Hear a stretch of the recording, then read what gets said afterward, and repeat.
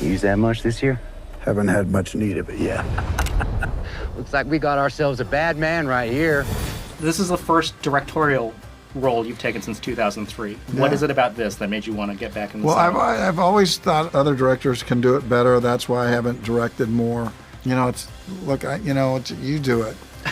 But when it came to this Western, I didn't want to see the things I love be arbitrated, fought over, or anything. I wanted it to be as raw as it is. That looks like a promising place. The place I might be able to see myself. What type of homework did you give them to prepare for kind of the difficulty and challenges of filmmaking? I gave them a really good script. I gave them a script that outlined how tough it was. Yeah. They didn't have to go searching. They had to inhabit, and boy, did the women inhabit their characters. Boy, did Luke Wilson and people did. They really took it to heart. They just ate it up. But they had a script that was premium. There's no reason for you to stay here. And here you are. When you first read the script, what was the first question you wanted to ask Kevin about your character? The script was why. Why are you doing this? Kevin does look at that script as his Bible. He does approach the work that way. He believes all the answers lie within that script because he spent 30 years writing it.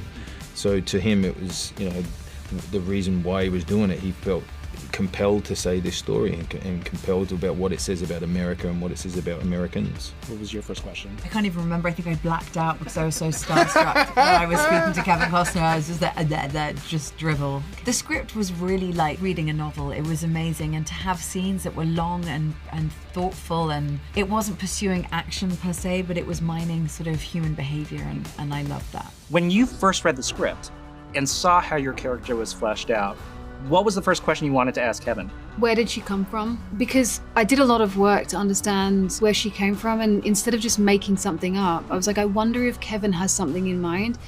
And he had, of course, written this whole story of where she came from, and that she was part of the orphan trains. It was where children who were living in sort of towns like New York, where there was just a flooding of disease, and there were orphans all over the streets. And they were sent on these trains and just sent out west. Often they were abused. The children were taken and thrown into sex work. And she was part of the orphan trail, and she began prostituting from a very young age. What a great question that you asked. Yeah. Yes, that's amazing. What sets Kevin apart as a director? He trusted us and told us not to doubt ourselves every step of the way. And really working with someone like that, you really just feel like you have space to play, you have trust and belief in yourself. Like in a real show of strength, he relies on people, whether it's Jimmy Murrow, his cinematographer, or Scott Perez, who's in charge of the livestock, or Lisa Lobos, the great costume designer, or any of the actors. He delegates. I mean, it is like kind of a battle doing a film like this, where you have to have trust in the people you've hired, and he does that, which just makes you want to do the best possible job you can for him. I found him incredibly meticulous with with physicality in the film. I've been saying, to me, he's kind of the Bob Fosse of Westerns. Yeah. He has this amazing visionary ability to track like 50 moving storylines at the same time. He makes every frame come alive, and it was that important to him that the entire frame be what he needed it to be. You just got to keep going. The environment on set always starts from the top, and he just is such a generous, passionate man.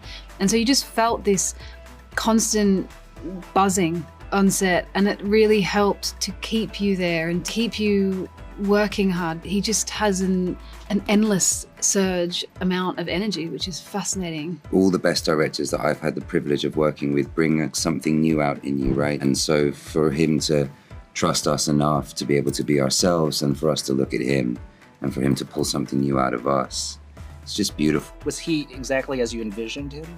Yeah, I grew up watching Kevin's movies, so to be stood opposite him, watching him do his thing, felt like I was in one of his movies. I am, it's like, it's wild. You're watching him and you're like, oh my God, this is so sick. And then you're like, wait, I'm meant to be speaking right now. Hold on, figure yourself out. I'm just saying that's something you might want to keep in mind. I think being an actor, he understands what it's like and what we need in a way that some directors just don't. He's very sensitive to performance. He's very prepared.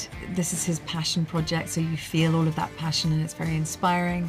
He's a very special man. So you want to work with a kind of a leader who can inspire you and give you different ideas. And Kevin has worked with a bunch of famous directors and has worked with many, many legends in American cinema. And so you know you're getting a wealth of knowledge that you can't compare to most people. So you just kind of, you sit and listen to that kind of director. They're giving you so much.